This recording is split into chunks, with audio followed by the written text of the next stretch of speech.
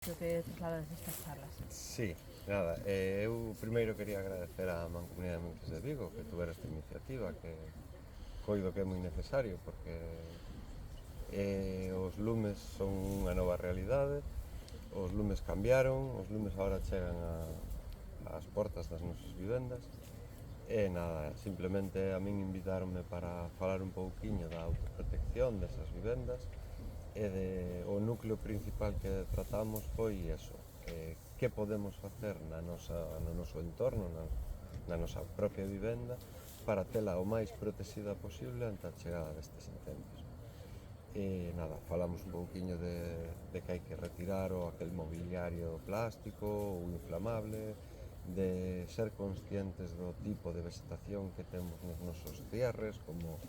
por exemplo son os cipreses ou as tullas, que son altamente inflamables, ser conscientes de retirar toldos que teñamos en riba das persianas, de limpiar as chimeneas, os tellados e os canalóns ante a chegada do verán,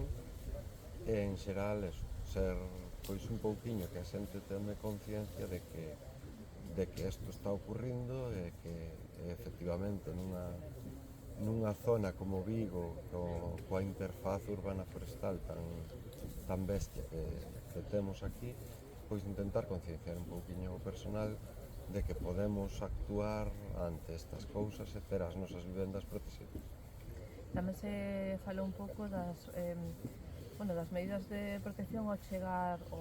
un incendio a unha casa, medidas de evacuación, sobre todo, que a xente desconoce. Sí, é importante que a xente vaya escoitando e familiarizándose con conceptos como confinamento ou a evacuación, que son os dous tipos de ordes de protección civil que poden recibir ante a chegada dun lume. E nada, simplemente pois reforzar un pouquiño eses conceptos de que ante o confinamento cal é o lugar máis seguro na vivenda, que sempre será o máis baixo e o máis alonxado onde vai impactar o frente de llamas na nosa vivenda, e a maiores intentar concienciar a xente de que ante unha evacuación hai que ter moi clara cal vai a ser a ruta de escape de esa evacuación e se realmente é seguro evacuar por aí, porque non sabemos se esa zona tamén está ardendo. Entonces, creo que deberíamos potenciar e empezar a ter un plan de evacuacións naquelas zonas que están en risco para que a xente tome conciencia de que por onde pode ou non pode salir ante a chegada dun lume.